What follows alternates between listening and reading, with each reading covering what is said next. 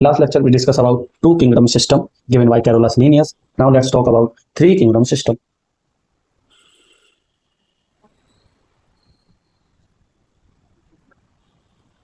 Three kingdom system given by किसने दिया था? बहुत बढ़िया. किसने दिया था साहब? Given by Ernest Haeckel.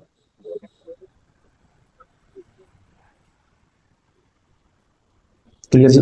Basis क्या था कि कोई भी क्लासिफिकेशन दिया जाएगा तो उसका बेसिस लिया जाएगा कि नहीं लिया जाएगा. जैसे लीनियस का बेसिस क्या था? Cell wall. और basis of three kingdom system that is tissue differentiation.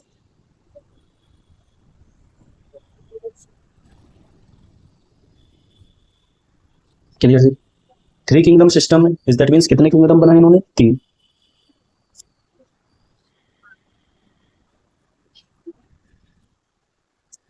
पहले दो तो आप जानते ही हो, लीनियस आप बना चुके थे. First is Plantae and second is Animalia. और तीसरा कौन सा था जो नया है sir? New is Protista. Sir Protista के अंदर इन्होंने क्या रखा और क्यों अलग किया प्रोटिस्टा के अंदर? तो देखिए सर, अगर मैं बोलूं according to three kingdom system, according to three kingdom system, Haeckel placed all these organism, ध्यान से देखना sir, all these organism in kingdom protista, in kingdom protista, in which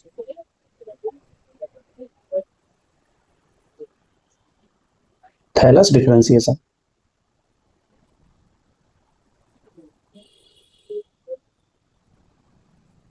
thallus differentiation was absent. Now what is the means of thallus? इसके अंदर tissue differentiation या thallus का differentiation नहीं है. वो सब के सब कौन से किंगडम में रखे गए? सब किंगडम प्रोटिस्टा में. और अब आप समझ गए होंगे इसमें कौन कौन आएगा. सब बैक्टीरिया रखे जाएंगे. बिल्कुल sir. As well as protozoans. And कौन रखा जाएगा यहाँ पे? फंग. और प्लांटी का आप समझ गए कौन रखे जाएंगे? All plants. एंड एनिमलिया में ऑल एनिमल्स, गधे, कुत्ते, बिल्ली और ह्यूमंस. क्लियर जी. ये क्या है साहब? Three kingdom system given by Ernest Haeckel. New kingdom क्या बनाया यहाँ पे? प्रोटिस्टा. किसने दिया? Ernest Haeckel. आप जानते हैं मोस्ट एक्सेप्टेड क्लासिफिकेशन जो है वो कौन सा है साहब? मोस्ट एक्सेप्टेड सिस्टम जो है वो आर्च विट्टे करता है. इज दैट मींस यहाँ पे भी ड्रॉबैक रहे होंगे.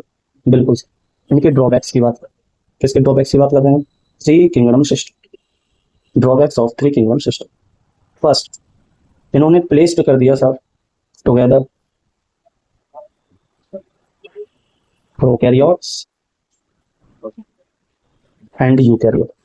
किन किन को साथ में रख दिया इन्होंने साहब? प्रोकैरियोट्स और यूकैरियोट्स को. सर कैसे? देखिए, बैक्टीरिया एक प्रोकैरियोट्स है, फंगी एक यूकैरियोट्स है, प्रोटोजोन्स भी eukaryotes. As well as placed together. और किन को साथ में रख दिया साहब? Autotrophs and heterotrophs. क्लियर जी. ऑटोट्रॉप्स कौन है?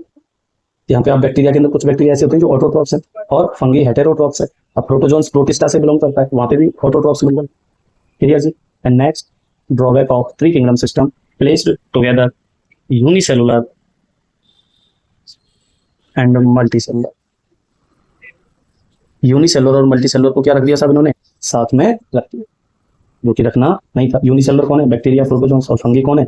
मल्टीसेलुलर.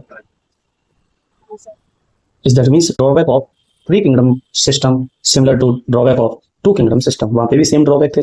ठीक है, चलिए सर, इसलिए इसको भी हम क्या कर देंगे? डिस्कार्ड कर देते. और now let's talk about four kingdom system.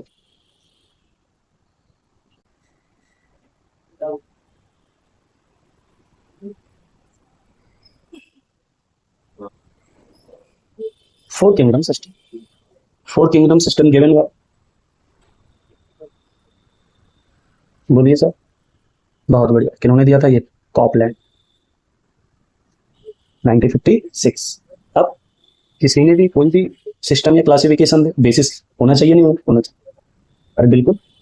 इसका बेसिस क्या था? Nuclear organisation. Nuclear organisation. On the basis of nuclear organization, Copeland's of कितने किंगडम बनाते हैं सब? 4, 4 kingdom system given by Copland on the basis of nuclear organization. First 3 kingdom, you know that very well.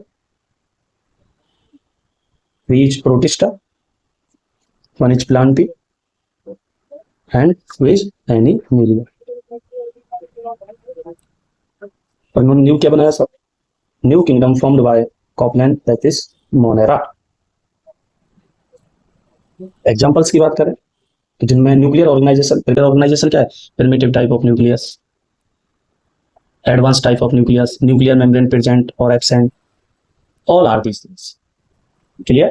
Now Monera, example of Monera, all prokaryotes placed in kingdom Monera by Copland, all prokaryotes. In case of Protista, unicellular eukaryotes. ऐसे eukaryotes जो कहते हैं सब unicellular are placed in kingdom Protista.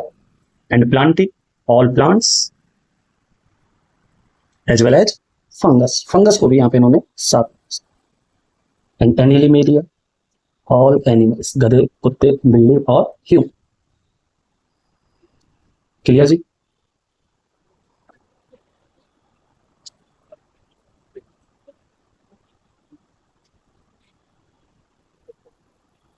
अभी classification या kingdom जो है वो कन्वीनियंट क्लास होनी चाहिए, कन्वीनियंट ग्रुप होना चाहिए, ड्रॉबैक नहीं होना चाहिए. लेकिन but we know that most accepted classification is RH Whittaker classification. Is that means drawback of Copland or 4 kingdom systems. Let's talk about drawback of 4 kingdom system. Placed together autotrophs and heterotrophs. और ये आप समझ ही सकते हो sir. Autotrophs कौन है यहाँ पे? प्लांट्स. And heterotrophs fungi. दोनों को क्या रख दिया? साथ रख दिया. जबकि क्या रखना था? अलग अलग, different groups, in different groups और in convenient groups. Clear? Given by Copeland and this is nuclear organisation. And 4 kingdom that is Monera created by Copeland. I hope आपके समझ में आया हो 4 किंगडम सिस्टम.